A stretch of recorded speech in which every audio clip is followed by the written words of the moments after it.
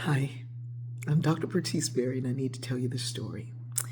I, for years, have been reaching and looking into my family stories in the past and what have you, but I look at them as they relate to the present. So this story is a little bit, it seems complex, but it really isn't that complicated when you follow just me. I know my African name. It's Adamekwa. I know Adamekwa is Igbo.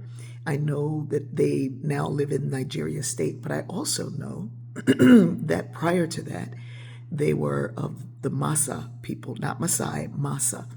And it's the state that is thought of as Cameroon, but it wasn't a state then. And the Massa people refused to participate in the slave trade.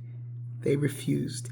And so they are few in number because they were caught up and sold away and what have you. So those who survived in Africa moved to what is known as Nigeria, becoming Igbo. Anyway, so that's pretty fascinating to be able to know that much and that far back. It's pretty interesting. I'm also indigenous and Irish. I'm from Delaware. I am a product of the people who lived there, who settled there. On the indigenous side, I'm Lenni Lenape. Many of the Lenape Indians moved to Oklahoma to avoid the slaughter and the onslaught of taking them out, which is why a lot of people from Delaware would tell you they're Cherokee, even though Cherokee were not settled there per se. They were a little bit lower in the Carolinas, but the Lenape people were, and many of them moved along with those who moved from South and North Carolina over to Oklahoma. It is really, really fascinating. Anyway, the last, what was called, the woman that was called the last of the Lenape people, her name was, she was known as Indian Hannah or Hannah Freeman.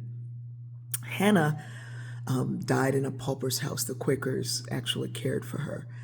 And she died a pauper, and she was called the last because there was a treaty that said if when the last one dies, then we own all this land. But of course she wasn't the last one. They just said she was the last one so they could take all this land. Hannah Freeman, I found out yesterday, just yesterday, was buried in Longwood Gardens. There's a big monument to her there. When I read that, my whole heart just leapt because my grandmother, Caroline Freeman, is also buried there. My great grandfather, John Henry Freeman, was known as John Henry most of his life until the abolitionists that he worked with and lived with lost everything for aiding and abetting under the fugitive slave law. They tried to take John Henry also.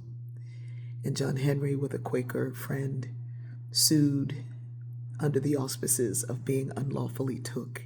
He won, and when he won, he took back the name Freeman. I knew that he took the name Freeman.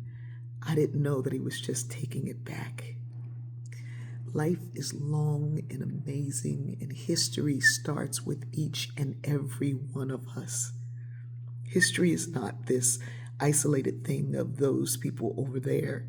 History starts with the stories in your own house, in your own heart, in your own head that have been passed down from generation to generation to generation.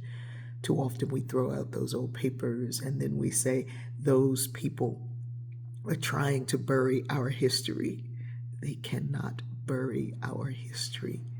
Oh, you can lie about it. You can try to hide it. But as long as I live and any of my offspring are around, the history will be told and known. As long as I have an inch of land, there will be a monument to my ancestors. You can't kill it. You can't hide it. You can't destroy it. You can't put it nowhere.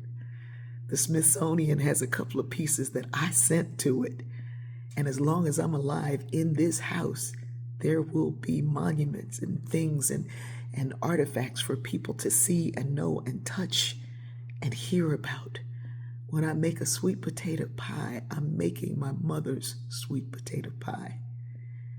And those sweet potatoes that she learned to harvest were harvested by Caroline and John Henry and Annie and all the way back to Hannah.